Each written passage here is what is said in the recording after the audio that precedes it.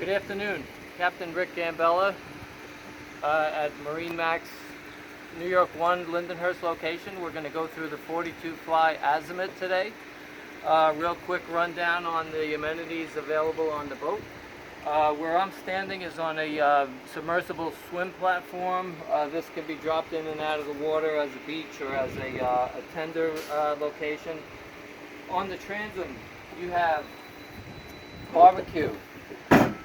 We have a freezer box. We have a slop sink or wet bar for beverage serving. We have storage for lines, canvas, fenders, nice and big, pretty cavernous in there. Garbage for when you're entertaining and things get messy. And also your standard refrigerator. So ice chest and fridge on the transom itself. Moving into the boat, we have our rod reel, our cord closet for our 50 amp electrical. The boat is converted to US specs. As we board, we have plenty of seating in the cockpit. There is a removable table which is not in place right now that bolts down to the deck. Those screws would come out when you're not using the table. Storage underneath, both locking storage for safety equipment, ample storage side to side in the cockpit for more canvas, dock lines, that kind of thing. Also your shore power circuit breakers located on your port gunnel. As we move to the opposite side of the cockpit, standard issue Azimut director's chairs, nice and sturdy when you're underway. Closet storage, also closet storage. We have cleaning equipment in there. Access there is down into the front end of the generator. You can get to that through there. Boarding step.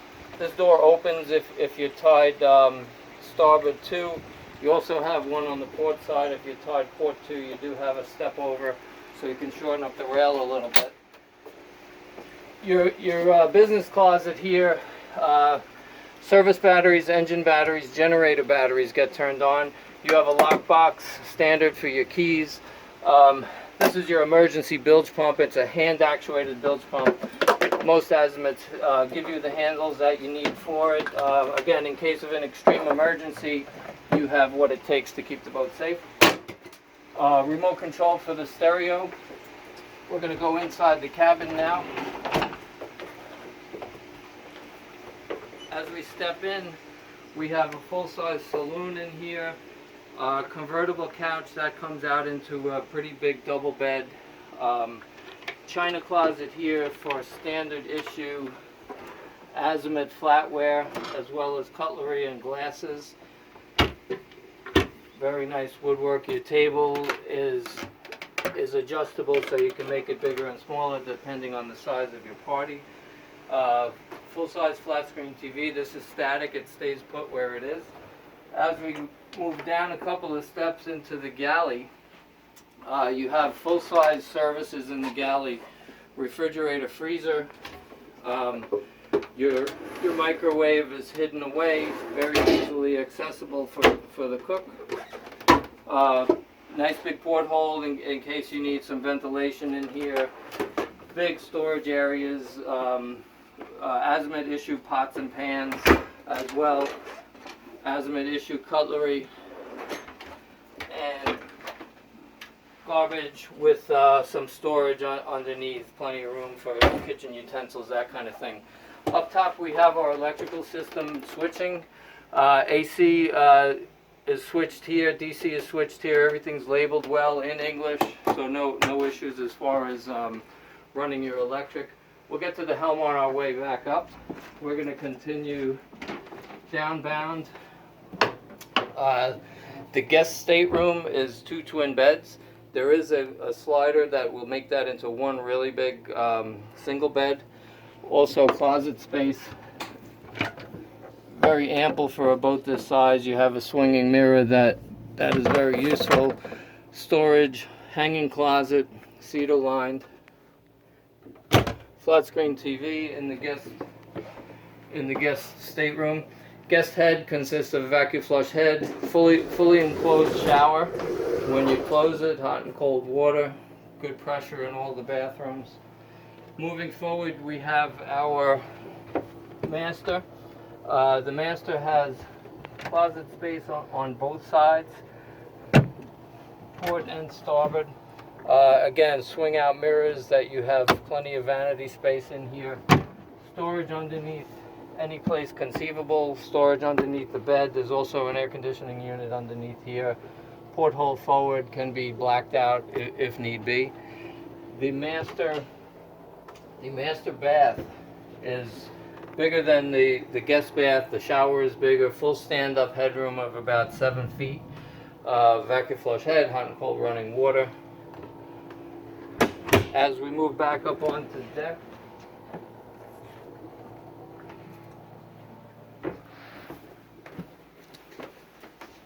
the business end of the boat is pretty much operated from here. You have full controls. You have full joystick control integrating your outdrives. Trim control, anchor rode, autopilot, full-size Raymarine GPS and radar. That's your vessel view, your Mercury engine monitor. Pretty much a computer that will give you any issues that come up on the boat. They come up on the screen automatically, instantaneously. Generator controls up on deck, so you can control the generator on and off from here. Lighting fore and aft, also controlled from here.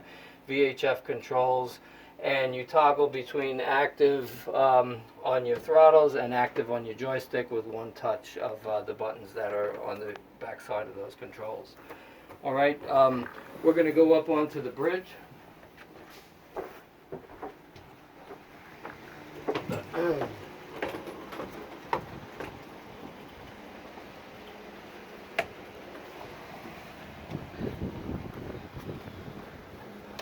So we'll let the camera adjust to the brightness up here. Right now we do not have the Bimini top extended, but this Bimini will cover the entire bridge, so you basically have a full sunshade while you're aloft. Controls lay out a little bit differently than below, but you are operating the boat on the port side as opposed to the starboard side. Depending on where you are anchoring, docking the boat, it helps to have controls on both sides. Same type of controls. Your joystick operates same way. One button pushes control from one unit to the next. Starters here, complete switching. The same, it's redundant to what you have downstairs, except for the gauges. Gauges here are SmartCraft gauges. They're a little more weather friendly. They don't take such a beating if the boat is left open. The SmartCraft gauge downstairs is not something that you want to get wet very often. Raymarine display up top, bright enough to handle this kind of sun, which says a lot for a unit like that. Remote control for your stereo. This is your autopilot. Trim tabs, Fireboy. This is your fire suppression system. It keeps you have a monitor in view all the time when you're running the boat. VHF radio standard, as well as the spotlight. You operate your forward spotlight right up on the helm. Looking forward on the foredeck, you have sun pad. You have your capstan for either for your lines or for your anchor. You could use it for either one. Use it as a windlass or as a capstan. And convertible seating up here. This, we have it laid out now, is for a couch. This seat actually comes away, and you can use it as more of a love seat type of seating. Add a few more feet on the ground for rougher weather, or if you have more people up top. Radar array is above people's heads, which is a good safety feature. All of your antennas are aft, and this is the height of the boat. So basically, if you're going under a bridge for a big bridge boat, this is actually pretty convenient that you don't have to have most bridges open for you. You're only about 17 feet tall. And I think that pretty much covers this beautiful boat. Good luck, and we will see you soon here at MarineMax.